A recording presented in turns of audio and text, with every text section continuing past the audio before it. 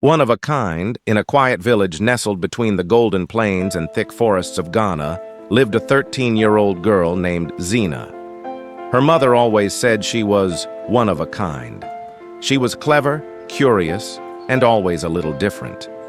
While other children played in the fields, Zina often wandered alone, talking to herself, until the day she discovered she didn't have to. It started small. One evening, after a long day helping her grandmother at the market, Zina whispered, "I wish there were two of me," and there were.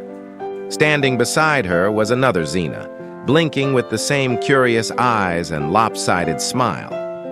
She gasped, then laughed. "Can you help me wash the cassava?" she asked her duplicate. The other Zina nodded, and so began the most productive evening of her life. Over time, Zina realized she could make as many copies as she wanted. One Zina helped with chores, another did homework, a third practiced dancing, and a fourth read storybooks. Her family marveled at her sudden energy and skills, but Zina never told them her secret. At first, life was perfect.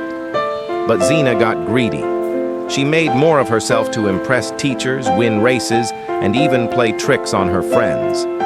The duplicates began to act independently, forgetting which Zina was the original. Some were kinder, others meaner. One was even lazy and sneaky. At night, they wandered the village, confusing elders and scaring animals. Soon, the town was full of Zinas. Too many to count. They bickered. They rebelled. They formed little groups, each thinking they were the real Zina. Some stopped listening to her altogether. The village chief called an emergency meeting. "This is a curse," he declared. "The spirits are angry." Terrified, Zina ran deep into the forest where legends said the old gods still whispered through the trees.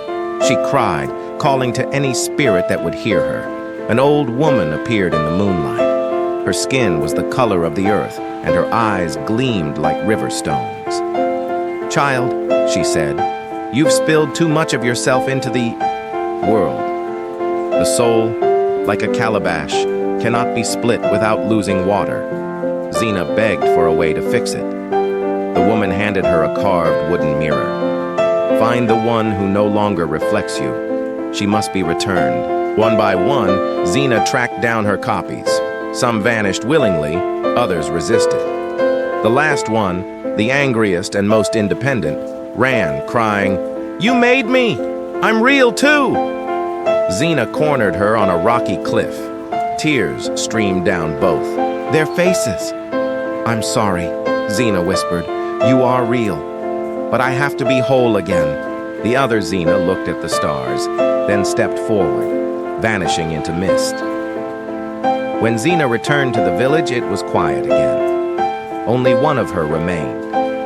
From that day on, Zina never made another copy, but she never needed to. She had learned to carry all her parts, clever, curious, angry, playful, kind, inside one girl. As told, this girl knew she was one of a kind.